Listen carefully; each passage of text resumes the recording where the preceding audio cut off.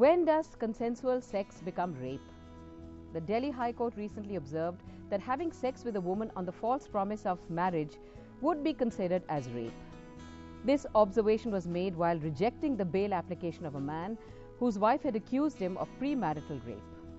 The definition of rape changes with this perception that has elicited strong views from across the spectrum.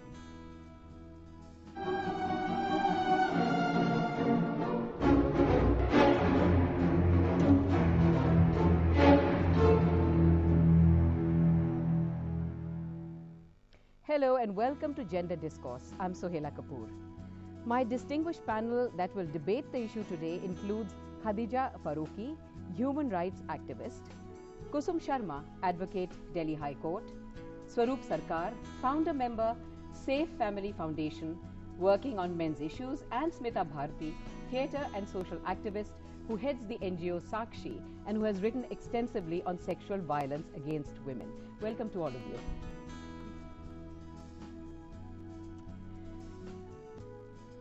Now, the first question is that, we have the observation of the High Court, right? And we also have another observation by the Supreme Court. In March this year, a parliamentary committee has endorsed the government's decision not to treat marital rape as a sexual offense in the recently promulgated anti-rape ordinance. What do you think are the reasons? I think we can start with. Thank you. Yes. Ma'am, if you see in the law, the promise of marriage and consent is not defined. So, it is the Supreme Court, depending on the case, given some judgments. It is not 2005 also. Supreme Court says, if the two persons have a physical relationship with promise of marriage or not promise of marriage, it is a consent. So, it is not a rape, but you have to see the totality of the case. Is there any malified intention? Now, the problem is, ma'am, what is malified intention and who will decide it? Yeah. The police is misusing this. Any woman goes with this complaint, FIR get registered, you will get arrested. For bail, lower court will not give the bail. It is a heinous crime.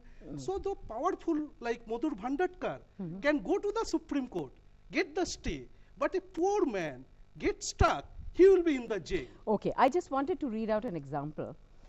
The Supreme Court took a view in a case in May this year that if marriage cannot take place due to some unforeseen circumstances not within the man's control, it should not be construed as rape. It also observed that if the woman consents to the sex out of love and passion, and that the man had no malified intentions and clandestine motives, it should not be construed as rape. And then there was an example. The Apex Court set aside a Punjab and Haryana court order, which had upheld a trial court verdict sentencing a man to a 7-year jail term for rape. It delivered the judgment after finding that he intended to marry his 19-year-old girlfriend and there was no evidence that his promise of marriage was false. Now, how do you reconcile these two views? Do you think they're mutually contradictory, Kusumji? You see, first of all, we have to understand the meaning of marriage. You see, marriage is a vow between two bodies, two human bodies, and it's a sacrament. It is not at all a contract in our country, as it is there in the Western countries. So, first of all, we have to go according to our culture. We have to preserve it. Now, what all is going on in our society? People are in live-in relationships. They want sex first, then they want relationship. And they are themselves in the dilemma that what we are doing. Suppose if a girl and boy is enjoying sex, they had a good time. They should not go into that controversy that now you should get married. If suppose a boy is not in a position that he can marry the girl, so what will be the consequences? Are we not antisocial, becoming an antisocial elements? Is it not the time? If it is reverse, suppose girl does not want to marry. My view is that in whatever land we have born, we should follow those norms to make the society a healthy culture. So nowadays what all is happening? What we are seeing around, that innocence, that decency, that modesty is not there in the society. Even law is not being used, it is being abused rather. Right, Khadija. See, I just wanted to intervene into it. I am a legal activist. I've been fighting for women's issues for last 20 odd years. I understand whatever this thought process is, but I'm from the other party, other side of the fence. See, in India, still it's a very hardcore patriarchal society. If a man enters in a sexual relationship with a woman, outside a marriage, he walks off scot-free. He goes off, his family finds a woman, any family, even if knowing that this man is into a relationship, they get their daughter married to this man settles in his life. But if there's a woman who goes into a relationship with somebody, it's a passionate relationship, friendship blooms into relationship, blooms into a promise of marriage. Or see, in court law, even I'm a trained lawyer, there is a word called, direct and vicarious.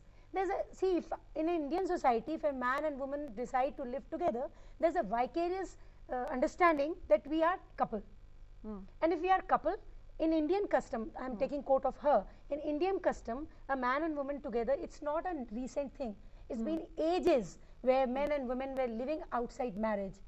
In Adivasi culture, in Indian culture, if you go to the villages, you see a lot of women from different cultures, they live out of marriage. There are women who in relationship with the traditional system of living outside marriage. But living outside marriage makes them couple. It's not like I'm just going in for a fun. And proving it, I've proven it in many, many cases. See, you don't have to prove that I virtually walked onto an aisle and said, I solemnly hereby affirm and say that I'm going to marry you and take you as my wife. No, this is not required for. This is not even done in Hindu marriages. When I go for a Hindu marriage, I don't even say that. Panditji says something, I don't even understand what he's saying. Except for a special marriage act, I don't even say that vows. My issue is that this was there since long time under the rape laws.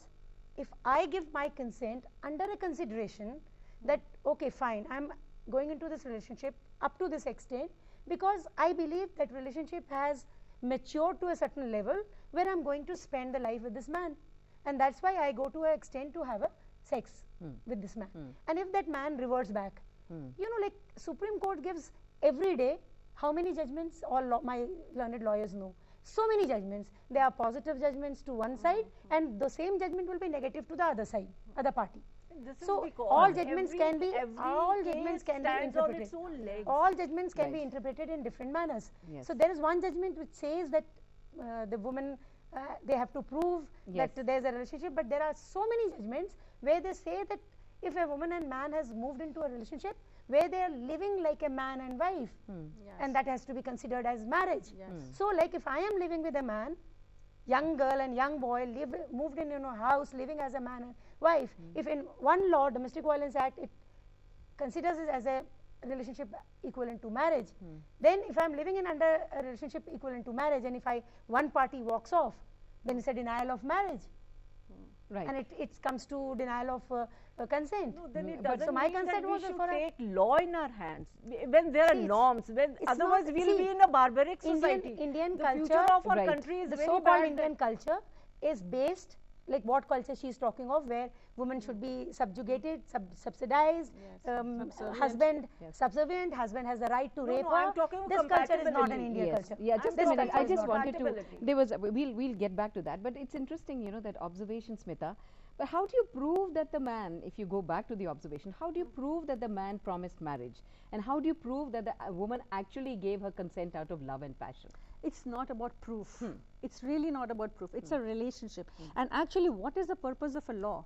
The purpose of a law is to create a preventive culture, so that if you cross this boundary, if you transgress this, then you have to be accountable for it. You have consequences for it. Right. So the laws are placed over there so that men and women acquire a preventive mindset.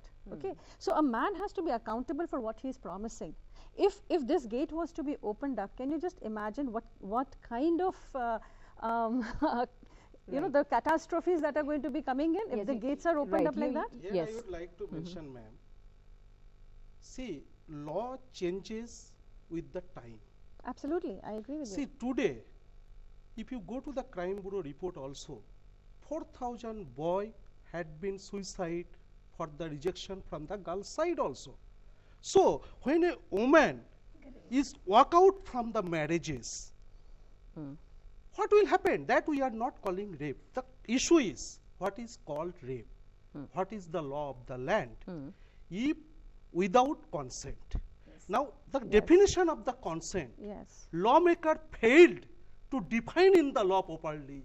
So, Supreme Court is giving contradictory judgments, and the corrupt police officers, even some men also use the woman, and then this law has been misused for a personal gain, extortion, blackmailing. If promise of marriage, having a sexual relationship is a rape, if malafide intention, it should be applicable for the both. If as per woman does not do, okay, woman will not be punished. What is the problem? Let it be zero. But assumption that only men will lie, men will do malified intention. Just as the assumption is that this is unfair. Yes, I'll just give you one simple thing. Yes. When we made this constitution, we thought that we'll make a just society while we made it. Absolutely. And unfortunately, today we are not a just society. It's a very unjust society where any woman is subjected to any sort of crime by any man very easily. It's not a just society. No, I'll tell you. Today's Times of India News. Just a second. Let Khadija complete. 11-year boy. Let me just complete. Please don't say that woman. We will come.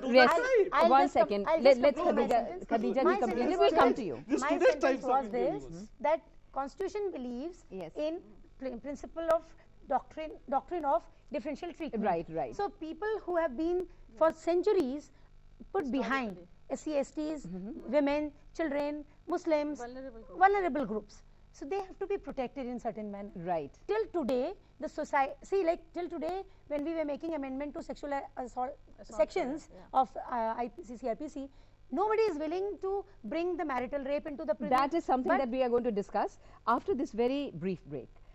Don't go away. Stay on the other sides of your television sets. We'll be back soon.